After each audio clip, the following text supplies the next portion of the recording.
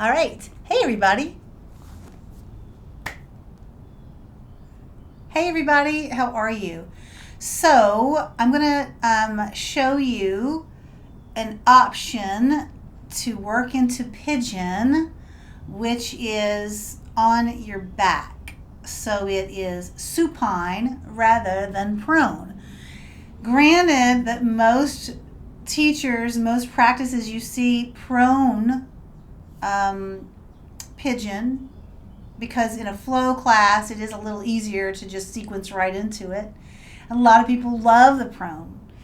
Prone means that you're facing the ground, and that way gravity and the weight of your body are kind of pushing down heavier into the pelvis and the pocket of the hips. However, for a lot of people, especially men, people who've had injuries or surgeries or replacement parts in knees and hips, or just really tight in your hips, or perhaps just the way your pelvis is shaped, the bone on bone, being on your back supine is the better place for you to be. So you should know how to get into pigeon supine. And when you go to class and your teacher does not offer supine, you can just go right into it, right? Because you should. You're taking care of yourself. So here is Pigeon Pose supine, all right? So you come to your back, and we'll start with the left foot. So left foot comes out and the knee goes out.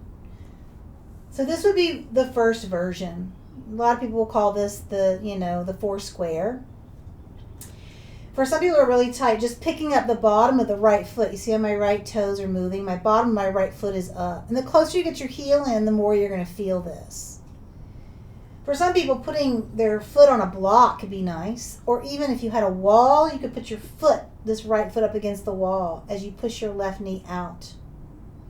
So if you don't have a wall, you could stay right here, or you could pull the knees into your chest. This is called a supine pigeon. And the reason being is because you see the left knee is out to the side. It's like this, right? You've got this external rotation.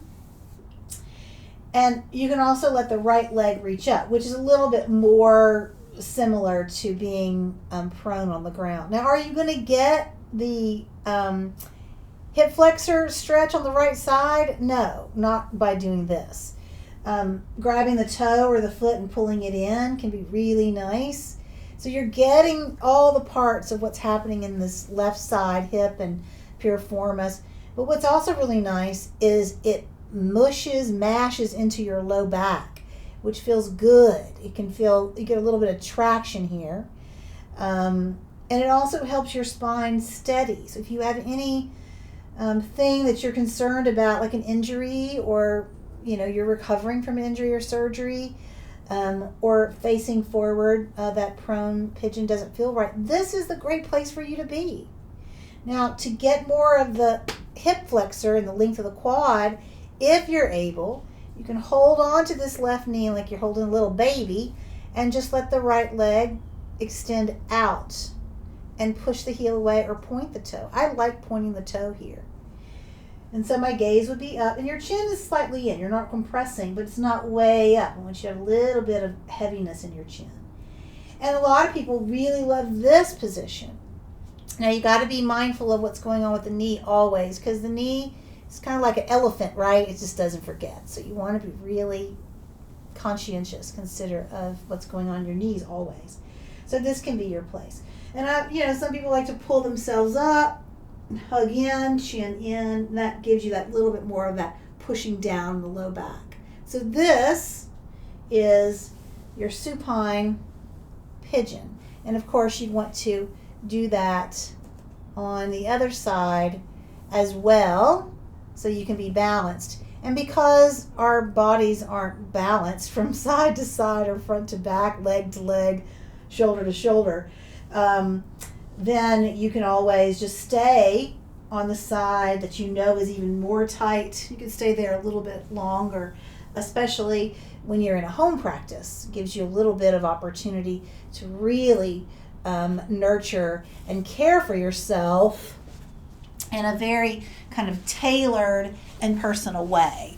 It's one of the reasons why I love cultivating a home practice. It's so empowering. It's creating a more real and fruitful yoga practice for me, and I hope it would you as well. So that is your supine pigeon. Give it a try.